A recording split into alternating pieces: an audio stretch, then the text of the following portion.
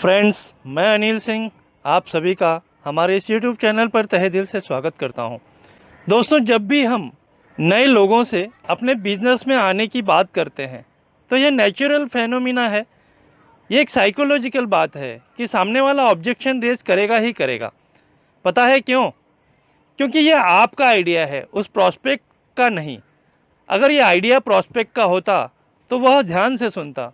एक बार मैंने अपने डाउनलाइन से पूछा कि आप किसी नए प्रॉस्पेक्ट से मिलने गए थे, कैसी रही मीटिंग? उसने जवाब दिया, खास अच्छा नहीं रहा। वे ज़्यादा इंटरेस्ट नहीं ले रहे थे।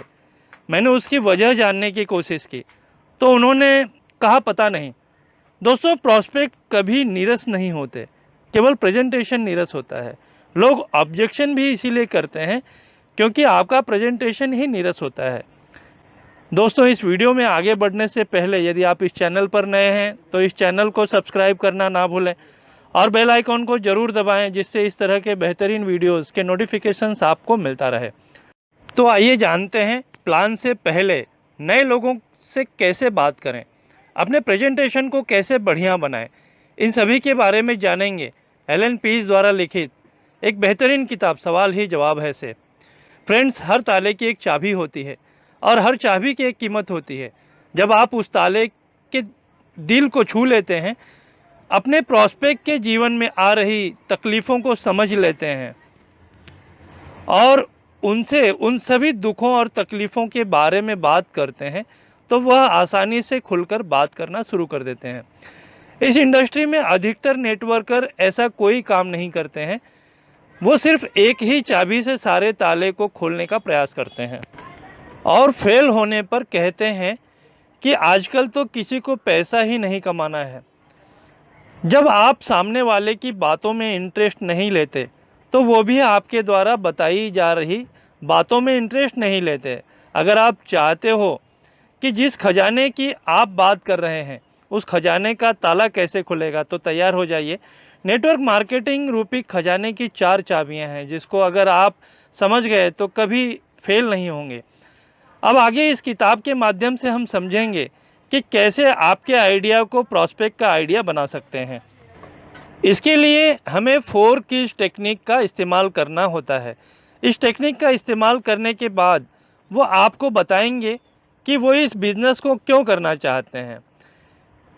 पहला की है मेल्ट द आइस, बर्फ़ पिघलाएं। दूसरा की है फाइंड द हॉट बटन, सही बटन खोजें। तीसरा की है प्रेस द हॉट बटन, सही बटन दबाएं। और चौथा की है गेट अ कमिटमेंट, सौदा पक्का करें।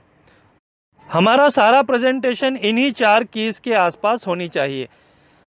जब हम 4 कीज़ टेक्निक का इस्तेमाल करते हैं तो आपका प्रॉस्पेक्ट आपको बताता है कि वह क्या चाहता है।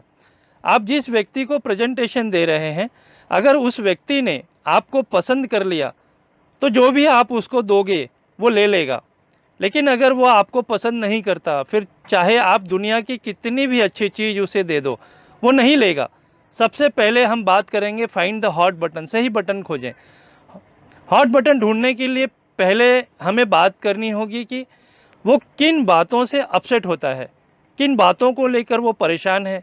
उसकी ज़िंदगी में क्या ऐसी चीज़ है जिसको लेकर वो एक्साइटेड है, कौन सी ऐसी चीज़ है जिसको लेकर वो कंसर्न है, और क्या क्या ऐसी बातें हैं जिसको लेकर वो गुस्सा हो जाता है।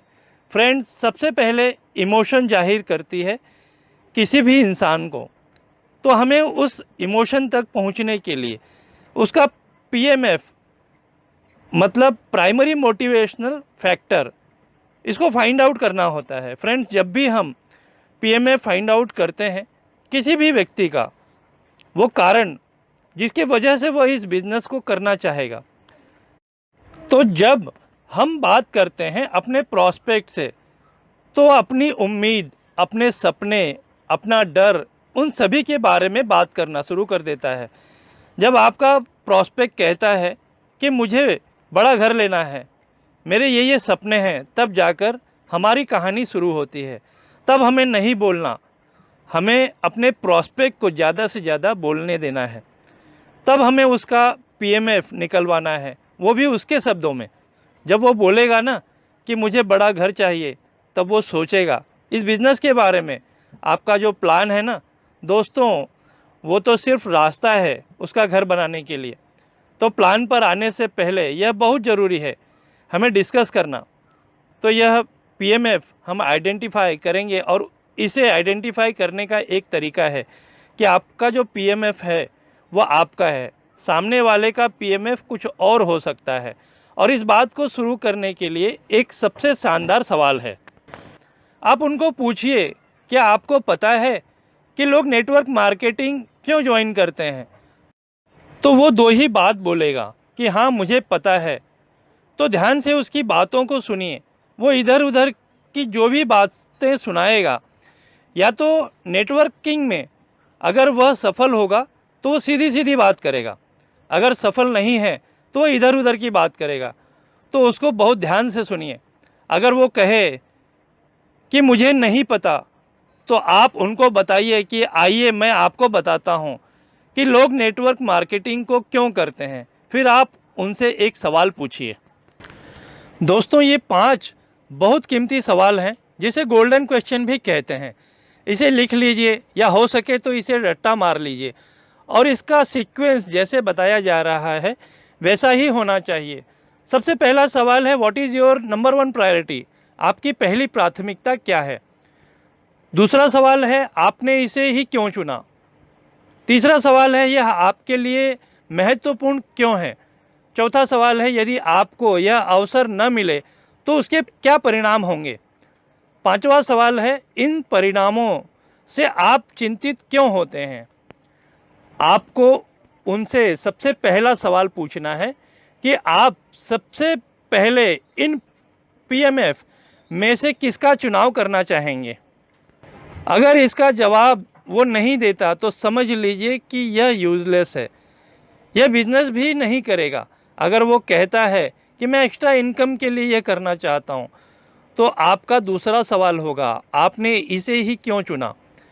इसे पूछने के बाद चुप रहना पड़े तो चुप रहिए, उसको बोलने दीजिए।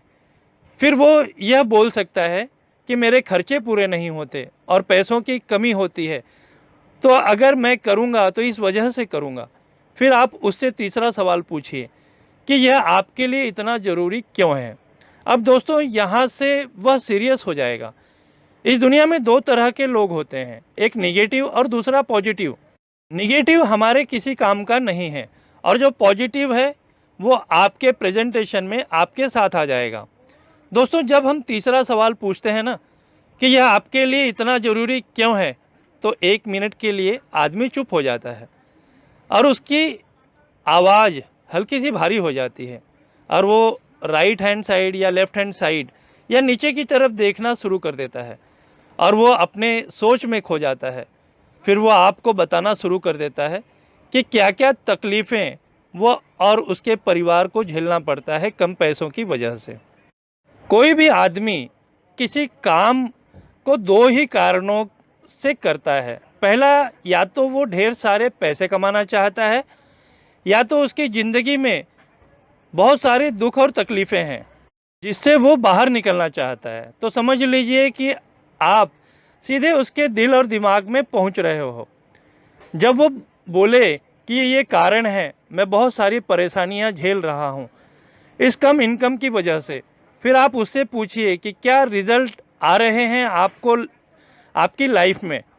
या ये भी कह सकते हैं कि मान लो कि आपने अगर आईएमसी ज्वाइन नहीं किया और आपको एक्स्ट्रा इनकम नहीं मिली, तो आने वाले समय में आपको और आपके परिवार को किन मुसीबतों का सामना करना पड़ सकता है।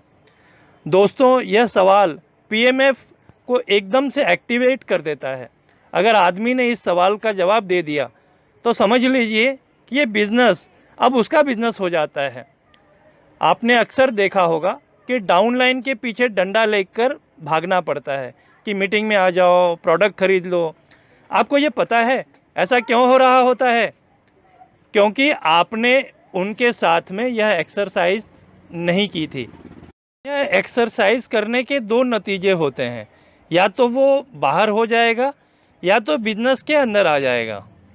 अब आपको सवाल पूछकर चुप रहना है, आपको ब्रीजिंग करना है, जिसके बारे में हम आगे बात करने वाले हैं। आपको उस व्यक्ति से ज़्यादा बुलवाना है। ऐसे भी लोग मिलेंगे जो कम बोलेंगे, ऐसे भी लोग मिलेंगे जो बिल्कुल भी नहीं बोलेंगे।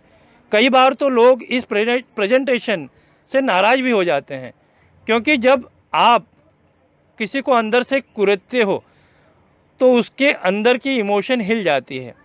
बहुत सारे लोग अपने दिल की बहुत सारी बातें करना यहाँ से शुरू कर देंगे, और जब वो अपने उन परिणामों के बारे में बात कर रहा होगा तो लास्ट सवाल आपको उनसे पूछना है कि आप इन परेशानियों को लेकर इतना चिंतित क्यों हैं। दोस्तों 99% लोग जो इसमें पार्टिसिपेट कर रहे होते हैं वो 2 मिनट के लिए चुप हो जाते हैं, और कुछ लोगों की आंखों से आंसू निकलने लगते हैं। यहाँ के बाद वो आपके साथ इस बिज़नेस में आ जाते हैं, और वो इस बिज़नेस को आपका नहीं अपना बिज़नेस मान लेते हैं।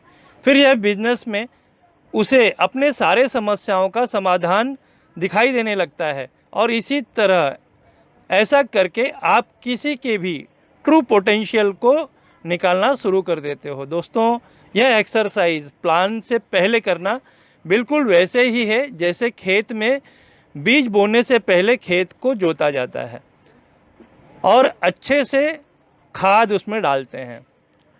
आप समय दीजिए, अगर उसके सवालों के जवाब बहुत कमज़ोर हैं तो बहुत कैजुअली आपके प्रेजेंटेशन में पार्टिसिपेट वो कर रहा है तो ज़्यादा बेहतर होगा।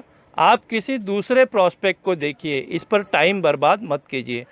Search more and search more prospects, ज़्यादा से ज़्यादा प्रॉस्पेक्ट के पास जाइए। अभी और भी बहुत सारे प्रेम कुमार, अजय शर्मा, अजय मान और आनंद वाजपेयी बचे हुए हैं जो इस बिज़नेस में आएंगे और रिकॉर्ड बनाएंगे। आप अगर इस किताब को ख़रीदना चाहते हैं तो डिस्क्रिप्शन में दिए लिंक पर जाकर अमेज़न से ख़रीद सकते हैं। यह वीडियो में दी गई जानकारी आपको कैसी लगी कमेंट बॉक्स में लिखकर ज़रूर बताएं। इस वीडियो को लाइक और शेयर करना ना भूलें। इस चैनल को सब्सक्राइब ज़रूर करें जिससे इस तरह के बेहतरीन वीडियोज़ के नोटिफिकेशंस आपको मिलता रहे।